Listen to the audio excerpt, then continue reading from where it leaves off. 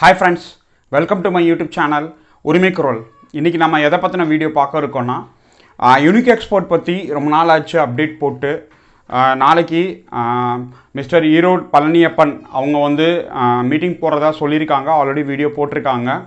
அதில் கலந்துக்கணுமா கலந்துக்கக்கூடாதா, என்ன நடக்குது, ஏன் அது செஞ்சாங்க, என்ன காரணம், நிறைய பேர் நம்மளுக்கு கால் பண்ணி கேட்குறாங்க. நான் அந்த குரூப்பில் இல்லாட்டினாலும் நிறைய பேர் நம்ம நண்பர்கள், நிறையா பாதிக்கப்பட்ட நபர்கள், முன்னாள் இராணுவத்தினர், குறிப்பாக பெண்கள் நிறைய பேர் கேட்குறாங்க, என்ன சார் செய்கிறது, எது சார் செய்கிறது அப்படின்னு சொல்லி. அவங்களுக்காக மட்டும்தான் இந்த அப்டேட். ஃப்ரெண்ட்ஸ், உங்கள் எல்லாருக்குமே தெரியும் யூனிக் எக்ஸ்போர்ட் பிரச்சனை. இப்போ எம்டி நவீன் சார் வந்து இப்போ அவங்க ஜெயிலில் இருக்காங்க. அவங்களுக்கு பெயில் மூவ் பண்ணிகிட்டு இருக்காங்க. மேபி மண்டே நாளைக்கு ஏதாவது பெயில் போடுறதுக்கு வாய்ப்பு இருக்குது. அது ஒரு டீம் ஃபார்ம் பண்ணி அவங்க இருந்து அவரை எப்படியாவது வெளியே கொண்டு வரணும் அப்படின்னு லீகலாக நடந்துகிட்டு இருக்கு. அதுக்கு கவுண்டர் கொடுக்குற வழியாக இன்னொரு டீம் அவங்க வேலை பார்த்துட்டு இருக்காங்க. இது எல்லாமே உங்கள் எல்லாருக்குமே தெரியும். நான் சொல்லி தான் தெரியும்னு அவசியம் இல்லை. கொஞ்ச நாளைக்கு முன்னாடி ஒரு வாரத்துக்கு முன்னாடி சென்னையில் போய் நம்ம லேடிஸ் டீம் நிறையா பேர், கிட்டத்தட்ட ஒரு 12 பேர்கிட்ட போய் அவங்க சென்னை அவங்க அருண்ராஜ் அவங்க இண்டோரேஷன் சேம்பர் முன்னாடி போய் போராட்டம் பண்ணி அவங்க என்ன செய்கிறாங்க, எது செய்கிறாங்க, அதை பற்றின அப்டேட்ஸ் நிறையா குரூப்லேயும் வந்துச்சு, நிறையா செஞ்சுருந்தாங்க. அது எல்லாருமே உங்களுக்கு தெரிஞ்ச விஷயந்தான். இப்போ இதுக்கப்புறம் என்னாச்சு அப்படிங்கிற ஒரு கேள்வி இருக்குது. அங்கே அவர் இருக்காரா இல்லையா, ஏன் அப்படி சொன்னாங்க, பெண்கள் டீமுக்கு யார் என்ன மிஸ்கைட் பண்ணா அப்படிங்கிறது ஒரு கேள்வி இருக்குது. சரியா, நான் ஏன் வெளியே வந்தேன், பெண்கள் டீமில் இருந்து ஏன் வெளியே வந்தேன் அப்படிங்கிற மாதிரி கேள்வி இருக்குது. ஏன்னா ஆல்ரெடி நான் ஜென்ஸ் குரூப்லேருந்து வெளியே வந்துட்டேன். கூடிய சீக்கிரம் உள்ளே வருவேன். நான் அதுக்காக ஒரு சில அப்டேட்ஸ்க்காக வெயிட்டிங். வந்ததுக்கப்புறம் நான் கண்டிப்பாக உள்ளே வருவேன். பெண்கள் டீம்லேருந்து நான் ஏன் வெளியே வந்தேன் அப்படிங்கிறதுக்கான காரணமும் நான் சொல்லிடுறேன். பெண்கள் டீம் இருந்தாங்க. அவங்க மரியாதைக்குரிய நம்ம சரிதா மேடம் அவங்க இருந்தாங்க. அவங்க தான் அட்மினாக இருந்தாங்க. அப்புறம் செல்வம் சார் அவங்க எக்ஸிட் ஆகும்போது செல்வம் சார் அட்மினாக இருந்தாங்க. அவங்க எங்கிட்ட 2-3 தடவை அட்மின் மாற்றுங்க அப்படிங்கிற மாதிரி சொல்லியிருந்தாங்க. நான் செல்வம் சார்கிட்டே அதை சொல்லியிருந்தேன். அதை சரி பார்ப்போம் பண்ணுவோம் அப்படின்னு அவரும் சொல்லியிருந்தார். அதுக்கப்புறம் நான் சரி குரூப்பில் யார் அட்மினாக இருந்தானே, ஏன்னா அட்மின் கண்ட்ரோலுக்கு அது போகிறதில்ல. அதனால் நான் அதை பற்றி பெருசாக ஒன்றும் கண்டுக்கல. அதுக்கடுத்து வந்து அவங்க வந்து குரூப்பில் எந்த மெசேஜும் போடல. ஒரு நாளைக்கு ஒரு 6-7 தடவை 10 தடவை கால் பண்ணிடுவாங்க. ஆனால் கடந்த ஒரு சென்னை போராட்டம் போயிட்டு வந்ததுக்கப்புறம் எந்த காலும் பண்ணலை, எதுவும் செய்யலை. அவங்களுக்கு என்ன யார் சொல்லி கொடுத்தாங்கன்னு தெரில. ஓகே, அது நோ ப்ராப்ளம். நம்மளுக்கு யார் ஹெல்ப் பண்ணி கேட்டு வந்தாலும் நம்மளை கண்டிப்பாக உதவி தான் பண்ண போகிறோம். அங்கே சென்னை போயிட்டு வந்ததுக்கப்புறம் பெண்கள் டீம்லேருந்து எந்த விதமான ஒரு வாய்ஸும் வரல, எதுவும் வரல. கேட்டதுக்கு நம்மளுக்கு ஒரு இடத்துலேருந்து சொன்னாங்க, இந்த மாதிரி போனவங்களுக்கெல்லாம் ஒரு அமௌண்ட் கொடுத்துட்டாங்க, 5000 மாதிரி கொடுத்துட்டாங்க. அதுக்கடுத்து வந்து இன்னொரு 1 வீக்குள்ளே நான் உங்களுக்கு ஒரு அமௌண்ட் செட்டில்மெண்ட் பண்ணுறேன் அப்படிங்கிற மாதிரி சொல்லியிருக்காங்க அப்படின்னு சொல்லி நிறையா ரூமர்ஸ் வந்துக்கிட்டு இருந்துச்சு. நம்ம அதை வந்து பெருசாக கண்டுக்கல. சரி ஓகே, யாருனாலும் பணம் வாங்கிட்டு போகிறாங்க, அவங்க பணத்தை அவங்க வாங்க போகிறாங்க, நம்மளுக்கு என்ன வந்துச்சு, கஷ்டப்பட்டுருக்காங்க, யார் என்னன்னாலும் வாங்கிட்டு போட்டாங்க அப்படின்னு சொல்லி நான் விட்டேன். நான் வந்து எதுவுமே சொல்லலை. அதுக்கப்புறம் இவங்க தனியாக ஒரு குரூப் ஆரம்பிச்சிருக்காங்க 12 பேருக்கு மட்டும் அப்படின்னு சொல்லிட்டு இருந்தாங்க. அதுக்கடுத்து ஒரு 2 days 3 days கழிச்சு சுமதி அம்மா ஒரு வாய்ஸ் மெசேஜ் போட்டிருந்தாங்க. அந்த வாய்ஸ் மெசேஜுக்கு நான் ரிப்ளை கேட்டேன், யாருமே ரிப்ளை பண்ணலை. என்ன காரணம்னு தெரியல. ஏன்னா டக்குன்னு ரிப்ளை பண்ணுற ஆளுகள் எந்த ரிப்ளையும் பண்ணலை. சரி, நான் அப்பயே நினச்சிக்கிட்டேன், சரி ஓகே ஏதோ ஒன்று நடக்குது, சரி நடந்துட்டு போகுது, நல்லது நடந்தால் சரி தான் அப்படின்னு சொல்லி, நல்லது நடந்தால் சரி தான் அப்படின்னு சொல்லிட்டு அந்த குரூப்லேருந்து நான் எக்ஸிட் ஆகிட்டேன். ஏன்னா அவங்க வேற ஒரு குரூப் லிங்க் போட்டாங்க, பெண்கள் மட்டும் இருக்கிற குரூப் அப்படின்னு. பெண்கள் மட்டும் இருக்கிற குரூப்புக்கு எனக்கு வேலை கிடையாது அப்படின்னு சொல்லி நான் அதுலேருந்து எக்ஸிட் ஆகி வந்துட்டேன். இதுதான் நடந்தது. சரியா, இதுக்கு பின்னாடி யார் இருக்கா, சென்னையில் யார் உள்குத்து இருக்கா, யார் சொல்லி நடக்குது, சரியா, யார் இதில் குத்தி விட்றா, நிறையா இருக்குது இதுக்குள்ளே. ஏன்னா நான் வந்து யூனிக் எக்ஸ்போர்ட் பிரச்சனையிலேருந்து கொஞ்சம் கொஞ்சமாக நான் வெளியே வந்துக்கிட்டு இருக்கேன். ஏன்னா உங்கள் எல்லாருக்குமே தெரியும், ₹1 வாங்காமல் இன்றைக்கி வரைக்கும் நான் போராடிக்கிட்டு இருக்கேன், செஞ்சுக்கிட்டு இருக்கேன். ஆனால் என்னையை பற்றியே லேடிஸ் டீம்லேயே குறிப்பாக நிறைய பேர் தவறாக பேசுகிறாங்க. சரியா, அதாவது அவர்கிட்ட மட்டும் எதுவும் சொல்லிடக்கூடாது, சொன்னால் இவர் உடனே உடச்சி விட்ருவார் அப்படின்னு. இப்போ இந்த மாதிரி விஷயங்கள் எல்லாமே நடந்துக்கிட்டு தான் இருக்குது. நம்மளுக்கு தெரியாமலாம் இல்லை, எல்லாமே தெரியுங்கிறது உண்மை. மக்களுக்கு வந்து நான் ஒன்று சொல்கிறேன், பிரியாணி கதை எல்லா கதையும் நான் ஆல்ரெடி சொல்லிட்டேன். யாருனாலும் முன்னெடுத்து பண்ணுங்கள், எதுனாலும் பண்ணுங்கள். ஆனால் உண்மையை பேசுங்க, உண்மையை சொல்லுங்கள். இன்னமும் மூடி மறைக்காதீங்க. தன் வயிற்று பசிக்கு மட்டும் பிரியாணி சாப்பிட்ணுன்னு நினைக்காதீங்க.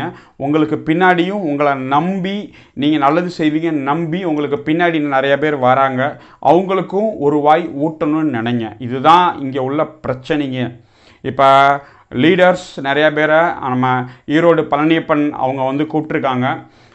அதுக்கு வந்து நிறைய லீடர்ஸ் போகிறேன்னு சொல்லியிருக்காங்க. நம்ம செந்தில் சார் போகிறாங்க, இன்னும் கொஞ்சம் நிறைய பேர் போகிறாங்க. மேபி லாயர் கிருஷ்ணா சார் கூட அவங்க இன்வைட் பண்ணியிருக்காங்க, போகிறாங்களான்னு தெரியாது. யாருனாலும் போட்டோம். ஆனால் திடீர்னு அவர் ஈரோடு பழனியப்பன் சார் எதுக்காக வந்து மீட்டிங் போடணும், அந்த ஒரு கொஷின் மார்க், பெரிய ஒரு கொஷின் மார்க் இருக்குது. ஏன் அவங்க வந்து மீட்டிங் போடணும் அப்படிங்கிற ஒரு கொஷின் மார்க் இருக்குது. இவ்வளோ நாள் இல்லாமல் பெண்கள் டீம் போய் அங்கே போய் அவர் அருண்ராஜ் இல்லை அப்படிங்கிற மாதிரி இண்டோனேஷியன் சேம்பர் காலி பண்ணிட்டாங்க அப்படின்னு சொல்லி அவங்க வந்ததுக்கப்புறம் இப்போ திடீர்னு இவங்க மீட்டிங் போடுறதுக்கு இவராக மீட்டிங் போடுறாரா, இல்லை இவருக்கு பின்னாடி இருந்து இயக்குற ஒரு கருவி அவங்க சொல்லி மீட்டிங் போடுறாங்களா? மேபி அது யாருன்னு உங்கள் எல்லாருக்குமே தெரிஞ்சிருக்கலாம்.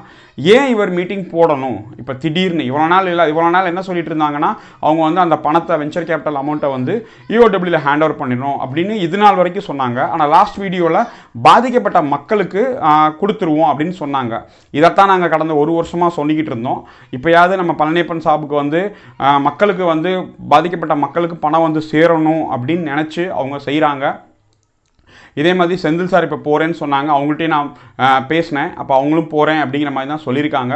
போட்டும் அந்த கணக்கு விளக்கு சரியா, அவங்க பேசட்டும் வைக்கட்டும். என்ன கணக்கு விளக்கு?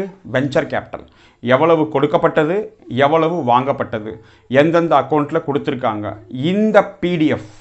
இந்த பிடிஎஃப் நாளைக்கு பழனியப்பன் சார் அவங்க வாட்ஸ்அப் குரூப்பில் போட்டாலும் சரி, இல்லை யூடியூப்பில் போட்டாலும் சரி, எதில் போட்டாலும் சரி ஓப்பனாக போடுவாங்க அப்படின்னு நம்பிக்கையோடு நான் இருக்கேன். மற்றவங்க இருக்காங்களா இல்லையா தெரில, நான் இருக்கேன். கண்டிப்பாக அவங்க போடுவாங்கன்னு எனக்கு நம்பிக்கை இருக்குது. ஏன்னா அவங்க உண்மையை சொல்கிற ஆள்.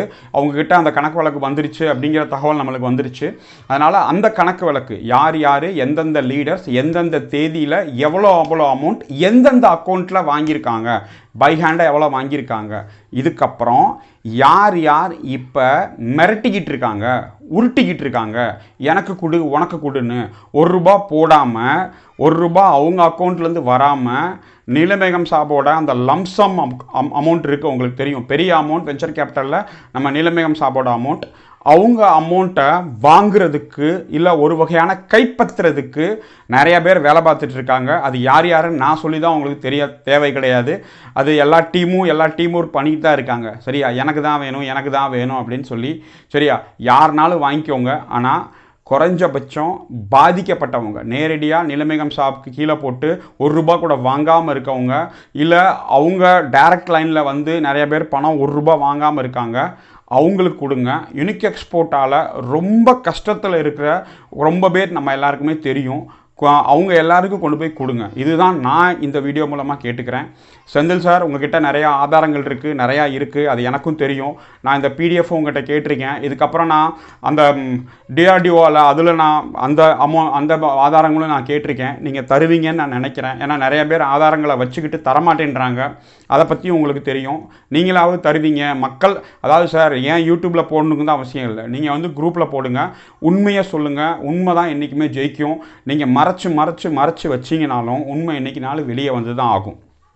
என் மூலம் தான் வெளியே வரணும்னு அவசியம் கிடையாது. யார் மூலமாவது வெளியே வந்து தான் ஆகும். நீங்கள் அதை செய்வீங்க அப்படின்னு நம்புகிறோம். ஏன்னா நீங்கள் மட்டும் காசு வாங்கினா போதும் அப்படின்னு நினச்சி நீங்கள் இருக்காமல் மற்ற எல்லாருக்கும் சேர்ந்து நீங்கள் காசு வாங்கி கொடுப்பீங்க அப்படின்னு நம்பிக்கை நிறைய பேர் எனக்கு கேட்டிருக்காங்க. எல்லோரும் செய்கிறாங்க. நீங்கள் அப்படி செய்வீங்க, பழனியப்பன் சாப் கூட சேர்ந்து நீங்கள் செய்வீங்க அப்படின்னு நானும் நம்புகிறேன். எப்படியாவது பாதிக்கப்பட்ட மக்களுக்கு, ரொம்ப கஷ்டப்படுறவங்களுக்கு லிஸ்ட்டு உண்டாக்கி அந்த வெஞ்சர் கேபிட்டல்லேருந்து வர அமௌண்ட்டை அவங்களுக்கு வாங்கி கொடுப்பீங்க அப்படின்னு நம்பிக்கையோடு நானும் இருக்கேன். நாளைக்கு மீட்டிங் போடுங்க. என்ன நடந்துச்சு, ஏது நடந்துச்சுங்கிறத டீட்டெயிலாக வீடியோவை பழனியப்பன் சாப் போடுவாங்க அப்படின்னு நான் நம்புகிறேன். ஏன்னா அவங்க வந்து அந்த வீடியோலையும் சொல்லியிருக்காங்க, எல்லா லீடர்ஸும் வாங்க, லாயர் சார் வாங்க, இன்னும் முக்கியமான நபர்கள்லாம் வாங்க, பேசுவோம் அடுத்த கட்ட நடவடிக்கைன்னு.